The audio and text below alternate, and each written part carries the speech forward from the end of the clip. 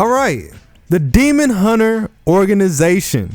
Now, there are a lot of spoilers for multiple series in this video, so if you want to avoid that, I would suggest that you hit the door. So in the Nasuverse, specifically in the Karo no Kyokai and Tsukihime worlds, exists a group that hunts down a particular type of descendant, and that descendant is the mixed blood descendants. Namely, humans who have breeded with the Oni kind or have breeded with anything inhuman for that matter. Now, under normal circumstances, the mixed bloods wouldn't usually be a problem. But once that blood of the demon becomes thicker than their own, these hybrids start to become a true threat to society. The same way that the Holy Church starts to get down and get rid of enemies that they view unholy, the demon hunters viewed these hybrids as a disruption to this world. Therefore, they must be eliminated. And since they have human blood within them, the binding spells that the officials would normally use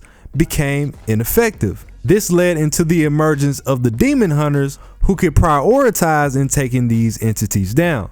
The hunters can basically be broken down into 4 families, each one having their very own unique psychic ability. First, we have the Nadia family. Shiki Tono, who's the lead protagonist of Tsukihime, is originally known as Shiki Nadia of the Nadia Clan. The Nadia Clan is known for having the pure eyes, which allows them to see or comprehend their target on a level that normal humans couldn't possibly understand. These guys are highly trained assassins with freakish amounts of inhuman reflexes and speed that is so fast, to an average person, it would appear as if they were teleporting. In the Tsukihime sequel, you had Shiki in a simulation where he faced off against his alternate personality, Nadia. Using similar tactics to his original self, Tono tries his best to fend off Nadia, but what Nadia has that Tono doesn't is those inherent assassin capabilities. Nadia teleported out of Tono's line of sight, jumped into the sky, and twisted his head straight off of his body with his bare hands. Hello? Hello? Help? The gap is obvious and it's not even close. And he's not the only one. The sequel also details that Nadia's father showed the same amount of skill when he went on his hunts. Despite the fact that he was just a human being, his father's psychic power allowed him to assassinate 30 hybrid guards in just a little more than 30 minutes. This guy's out here dropping demons in 60 seconds.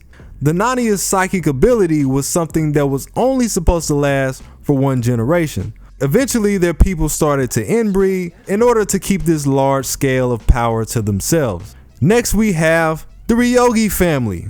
You guys should be up on game about this one. The Ryogi specialize in dual personalities. The second personality will always be the opposite gender, and the balance between the two has usually caused most people in their line to go insane. Before the most recent head, Shiki Ryogi, was around, her family had a firm belief that having different identities would make it easier for them to master different skills. This has allowed Shiki to use her base personality to be proficient in things like art and music, while her male side tends to a mastery in things that are more aggressive like swordsmanship and jujitsu. The main purpose with this specialty was to bring about a third personality with a connection to the root, which was accomplished with the birth of Shiki. That's right, the root.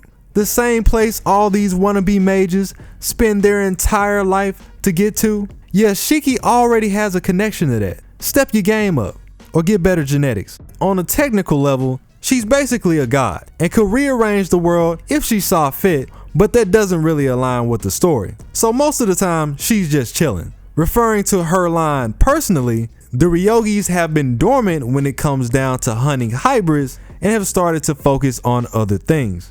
Next, you have the Asakami family, which is a family that specializes in telekinesis. They are the main branch to the Asagamis. Fujino, in particular, from Kyokai and Grand Order, has several cases where she showed us this power. As I mentioned before, her powers have even landed her a position as a vessel for the counterforce. Out of all the demon hunter families, they are the only ones that worship the mixed blood demons as guardian deities. They started to breathe with these demons, and ultimately this almost led to the self-destruction of their own line. They were so disappointed in themselves that they started to deny any involvement with the demon hunters. These days the Asakami claim the hunters are no longer necessary. And last we have the Fujo family. They specialize in synchronization or curses depending on the timeline where they come from.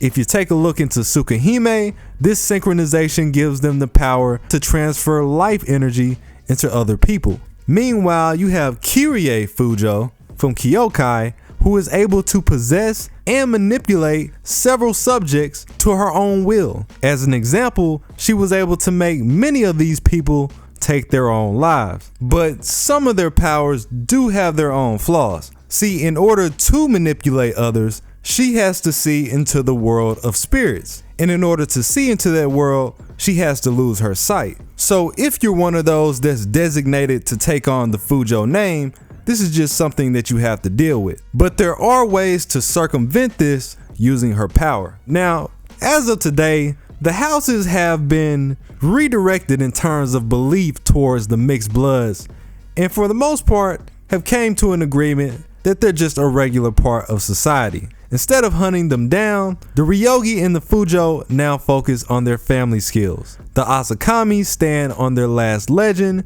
known as Fujino, and Shiki stands as the only survivor of the Nadia Clan due to his upbringing. But if anything begins to get out of whack again, you can rest assured that you're gonna see somebody take their place. And even with them coming to that conclusion, there's still a lot of Oni-Khans and mixed blood descendants out here roaming around. And a couple of them have even made their way into Grand Order. People like Ibaraki, Shuten Doji, and Suzuka Gozen are all of the Oni-Khan. Spirits like Raiko and Tomoe Gozen fall under the mixed blood descendants. And if their powers are anything to judge by, you can get a good idea why these guys would stand to be a problem. Of course, the list goes on, and if you guys wanted to talk about those as well, we can get into that shortly. Let me know what you guys think. Like the video if you enjoyed it. Shout out to all the patrons, and I will be back with more Tight Moon content. It is your boy Tsiah. I'm out.